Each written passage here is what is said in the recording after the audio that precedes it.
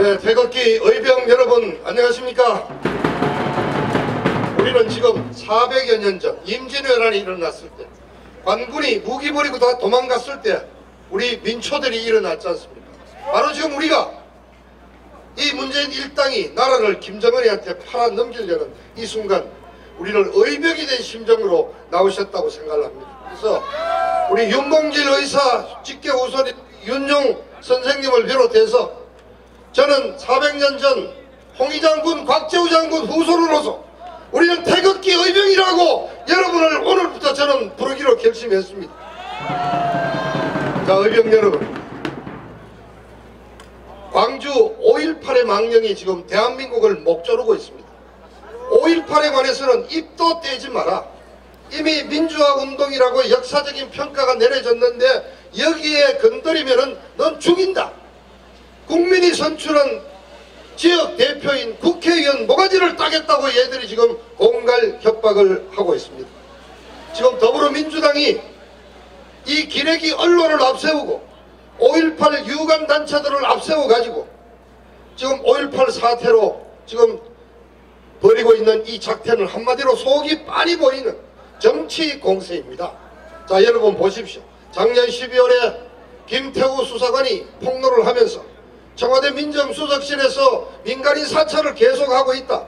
여기에서부터 터져나와서 목포 손혜원 국회의원의 부동산 투기에다가 안희정 미투 성폭행으로 구속되고 김경수 지사가 드디어 여론 조작으로 지방선거를 망치고 유죄 판결 받으면서 이제 17년 5구 대통령 선거가 대선 무효로 이제 가야 될 이러한 위기 상황에서 이 공청에서 나온 몇 가지 터집을 잡아가지고 이자들이 지금 이 모든 것을 한꺼번에 일거에 만회하겠다고 지금 아주 치사한 치졸한 정치 공세를 지금 벌이고 있는 것입니다.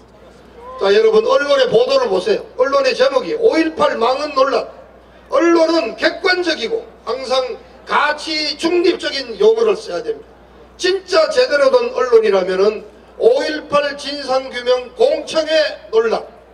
그러나 얘들은 이미 재판했어요. 5.18 망언이라고 이미 딱 견뎌놓고 좀 얘기를 하는 겁니다.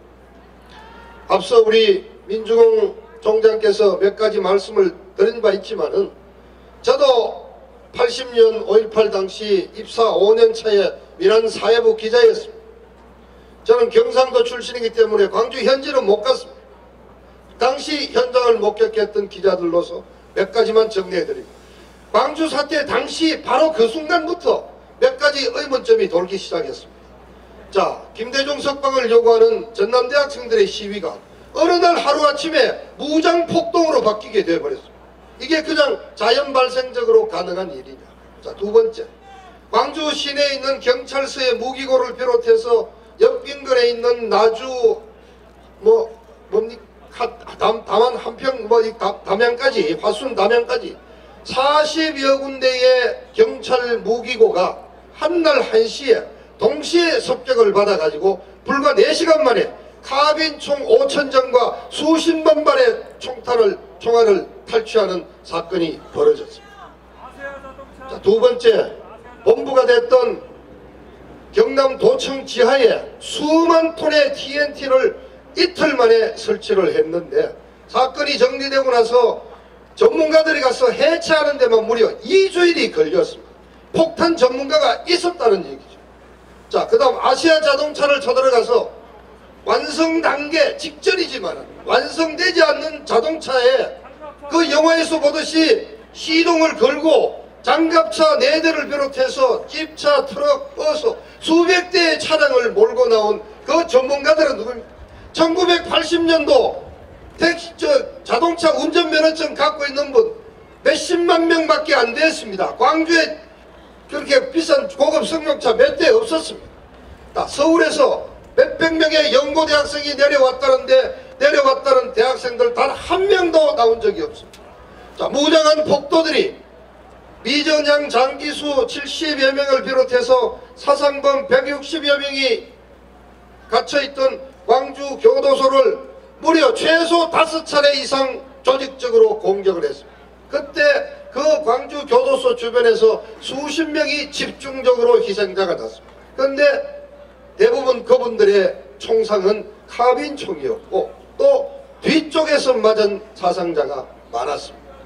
그 당시 경찰 무기고에서 탈취한 총이 바로 카빈 총이었고 진압으로 내려간 계엄군은 M16이었습니다. 총기 이 종류가 전혀 다른 겁니다.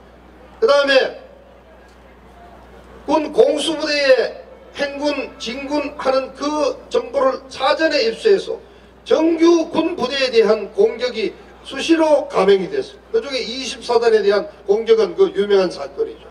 도대체 이러한 조직적이고 아주 전술적인 어떤 군사작전이 어떻게 해서 가능했느냐. 자, 23일날 골기대회가 열렸습니다. 거기에 시민들이 올라와서 정언을 했습니다. 넉수굴에 한 아주머니가 올라와서 자기 며느리가 임신 중이었는데 며칠 안 돌아서 찾아봤더니 배가 갈린 채로 태아가 팽개쳐 있더라. 또 어떤 아주머니는 우리 딸이 며칠 돼서 행방불명됐는데 찾아봤더니 유방이 대검으로 잘렸더라. 이런 정언들이 나오면서 그 골기대회가 완전히 그냥 폭력적인 강경한 분위기로 바뀌었습니다. 그렇게 정언했던 사람들 그날 이후 광주 대한민국 바닥에서 얼굴 쳐다본 적이 없습니다. 그 누굽니까? 광주 교도소를 누가 습격했느냐. 이 문제를 답변을 못하니까 작년 6월까지 시장했던 윤장식이가 어느 자리에서 얘기했죠. 시민군은 분명히 아니었대요. 그럼 시민군 아니면 누가 했어요? 그러니까 이러한 문제점이 있었습니다. 그리고 또 이쪽 좌빨에서는 또 지금까지도 4,000명이 학살당했다는 거 아닙니까? 조사를 5번인가 하고 결국 유공자 선정까지 하는 과정에서 사상자는 170여 명, 부상자 300명, 그렇게 해서 실제 당시 피해자는 500명이라고 이미 결론이 났습니다. 근데 몇 차례 작년 봄에도 교도소 주변에 그 야산 몇 군데를 포크레인을 동원해가지고 땅을 다 파괴했지 않습니까? 죽은 시체 단 한 명도 나오지 않았잖아요. 그리고 헬기에서 기관총을 쐈다는 거 아닙니까?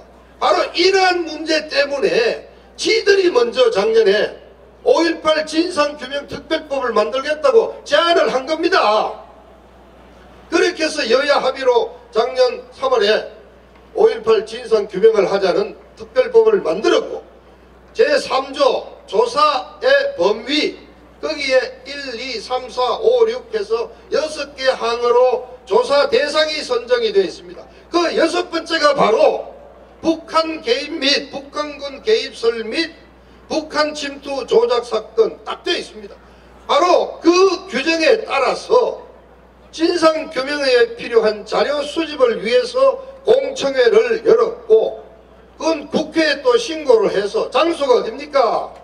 국회의원회관 대강당입니다. 며칠 전에 신고를 했고 김진태, 김순재 의원, 이종명 의원 정상적인 국회의원의 의정활동의 일환인 것입니다. 이걸 갖고 터집을 잡고 지금 광주 사태에 대해서 뭐 입맛 번뜩하면 의원직을 목을 날리겠다. 아주 금방에 하늘에 찌르는 겁니다. 지금 뭐라고 그런지 압니까? 5.18 왜곡 처벌법을 지금 발의를 했지 않습니까? 5.18에 관해서 나쁜 얘기하면 이제 처벌하겠다는 겁니다. 그래서 지금 대한민국이 이런 얘기가 됩니다. 대한민국에서 가장 권위 있는 법은 헌법. 아이 헌법 아무것도 아니야. 헌법보다 더 센 게 있어. 뭐냐? 떼법이야 떼법. 민노총이 몰려가고 와글와글 하면은 그냥 떼법으로 헌법 무시할 수 있어. 근데 그 떼법보다도 더 무서운 게 있어. 그게 바로 5.18법이야. 5.18법. 5.18에는 건드리면 다 죽인다는 거예요.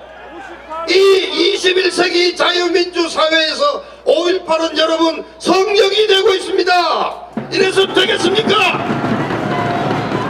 이제 5.18은 진상규명이 필요한 시점이 왔습니다. 왜 이 시점에 이 문제가 다시 거론이 됐냐면은 두 가지 요인 때문입니다. 하나는 최근 5, 6년 전부터 몰려들기 시작한 탈북자들의 정언을 통해서 내가 모시던 중대장이 그때 갔다 왔다는 얘기를 저녁에 술만 먹으면은 무용담으로 얘기했다. 여기에서부터 시작이 돼서 결국 청진 가는 쪽에 광주 사태에 참여했다가 죽은 전사자들을 위한 위령탑이 있고 그 위령탑 사진도 나왔고요. 그 뒤에 새겨진 200 몇십 명 전사자 명단도 나오고 바로 며칠 전에는 이제 드디어 직접 참여했던 장교가 증언까지 하고 있지 않습니까? 그래서 탈북자들을 통해서 많은 새로운 증언이 나왔기 때문에 재조사가 필요한 것입니다. 그리고 또 한 가지 바로 여러분입니다. 여러분 우리들입니다. 우리 이 유튜브를 통해서 이 내용이 전 국민들한테 알려졌습니다. 그동안은 그래 광주에서 사람도 다치고 우리 국민이 서로 총쏘가 죽었는데 모른 척하지 이렇게 넘어가던 사건이 이제 유튜브를 통해서 진상이 드러나면서 우리 국민들이 뒤늦게나마 알게 된 겁니다. 그래서 그러한 필요에 의해서 작년 3월 여야 5당의 합의로 5.18 진상규명을 위한 특별법이 만들어진 것입니다. 이러한 정상적인 의정활동을 정치 공세의 빌미로 삼아서 버뜨리는 이 정말 치졸한 이 더불어민주당의 그 엄용한 업무를 여러분은 분명히 인식하셔야 됩니다. 그런데 이 시점에서 정말 답답한 게 있습니다. 제1야당이라는 자유한국당 하는 꼬라지 한번 보세요. 저게 도대체 야당이 맞습니까? 비대위원장이라는 김병준이 바로 꼬리 내리고 사과를 하면서 하는 말이 국민 정서에 맞지 않는다. 북한군 개입수는 사실이 아니다. 아니 사실이 아니면 왜 그러면 특별법까지 만들었어요. 그리고 그 공청회를 주최한 김진태 의원 이 등 3명의 의원을 당장 당 징계위원회에 회부를 하고 그것도 그 다음날 바로 한 사람을 징계를 해버렸어. 아니 세상에 아니 누구를 아들을 꾸지람을 할 때도 너 왜 그랬냐고 한 번은 변명의 기회를 줘야 되는데 아니 대한민국의 국회의원 징계를 그렇게 소명 절차도 없이 새벽에 어디서 하는지도 모르는 비밀 장소에 모여가지고 뚝딱 당원 자유한국당 소속 국회의원으로서는 가장 무거운 징계가 바로 당에서 쫓아내는 제명인 것입니다. 아 이게 도대체 김병준이는 뭐 그럴 수 있죠. 그 본래 노사모 출신이니까. 그런데 갑자기 또 당은 지금 떠났지만 서청원이가 나와가지고 내가 그 당시 취재했는데 북한군 개입은 없었다. 두 번째, 자 김무성이가 드디어 나왔죠. 어마어마하게 긴 장문의 성명서를 내가지고 5.18에 대한 역사적인 평가는 이미 내려졌다. 거기에 바라는 것은 자유한국당의 정체성에 배치된 데 아니 자유한국당 정체성하고 뭔 관계가 있어요? 자 장제원이가 또 나왔죠. 무슨 호남을 포기하는 거예요. 여러분 기억하십시오. 이런 말을 하는 자들 서청원, 김무성, 장제원 이게 전부 YS 김영삼의 밑에서 정치를 한 상도동 출신이라는 점을 여러분 분명히 기억하셔야 됩니다. 자, 이 말씀을 왜 드리느냐. 자, 두 번째 또 이 5.18 진상규명과 함께 문제가 된 게 바로 유공자 명단을 공개하자는 거 아닙니까? 유공자 명단 공개하죠. 이거 재밌습니다. 자, 유공자는 국가유공자는 보훈처가 정하도록 되어 있는데 이건 어떻게 됐는지 광주시장이 마음대로 선정하고 심사해서 정하고 그냥 보고하면은 보훈처에서는 필요한 예산만 내려주는 그런 식이 되어 있습니다. 아니 국가유공자면은 국가에 공헌을 세운 얼마나 떳떳한 사람인데 왜 그 명단을 공개를 못하느냐 이겁니다. 명단을 공개 안 한다 할 때는 공개해서 이름이 드러나면은 곤란한 뭔가 있기 때문이겠죠. 간단하게. 자 지금까지 공개된 데 보면은 정치인이 많았습니다. 이해찬이 본인이 그랬죠. 이거 이 얘기 하려고 하다 몇 년 전에 어느 장소에서 우연히 튀어나왔죠. 난 광주 건방에도 안 가봤는데 유공자 돼 있더라. 그리고 이제 어제 이제 3명이 김진태 의원 고소하면서 드러났죠. 민병두 또 뭐 설훈이 최경환이 자 말하자면은 정치인들이 많이 들어가 있어요. 그러면 우리 야당인 자유한국당에는 유공자 없을까요? 저는 있다고 생각합니다. 자, 이 5.18에 관련해서 두 가지 중요한 법안이 있습니다. 5.18 광주 사태를 민주화 운동으로 규정한 것이 김영삼 대통령입니다. 1995년 12월에 5.18 민주화 운동 특별법이 만들어졌습니다. 그 다음 두 번째, 이 2002년 1월 이때는 김대중 대통령 때입니다. 이때 5.18 민주 유공자 예우에 관한 특별법이 만들어집니다. 이 두 개의 법, 당시 YS 당시 민주화운동법, DJ 당시 예우법, 이 두 가지 법안을 발의했거나 찬성을 했거나 이 법안에 협조한 사람들은 아마 유공자일 가능성이 높지 않겠습니까, 여러분? 그래서 정말 양심 고백을 저는 기다려. 그래서 지금 이 자유한국당 안에는 스스로 민주화 세력이라고 하면서 5.18을 역사적 평가를 하면서 유공자라고 있는 친구들도 있는 겁니다. 그렇기 때문에 이 자유한국당이 지금 야당 노릇을 못하고 결정적일 때 꼬리 내리고 실망시키는 이유입니다. 여러분, 마지막 자유한국당 살릴 길이 딱 하나 남았죠. 이제 27일 보름 뒤에 당대표 마침 선출합니다. 자, 이 주사파 세력과 맞서 싸울 용기를 가지고 또 우리 태극기 의병님들과 함께할 만한 사람을 있고 그런 사람을 뽑을 수만 있다면 그래도 자유한국당에 대한 다시 한번 고쳐 쓸 수 있는 희망을 가질 수 있지 않겠습니까? 맞습니다. 제가 이 자리에서 선거운동을 할 수 없습니다. 우리는 중립적인 시민단체이기 때문에 여러분이 현명한 판단을 해주세요. 왜냐? 우리가 여기에 많은 분들이 이 전당대회를 대비해서 작년 9월 말에 책임당원으로 가입하셨지 않습니까? 제대로 되는 야당 만들 수 있는 단 한 번의 기회인 2월 27일 그때까지 여러분들 지켜보시기를 부탁드립니다. 오늘 이것으로 5.18에 관련된 몇 가지 논쟁을 제가 정리를 했습니다. 감사합니다.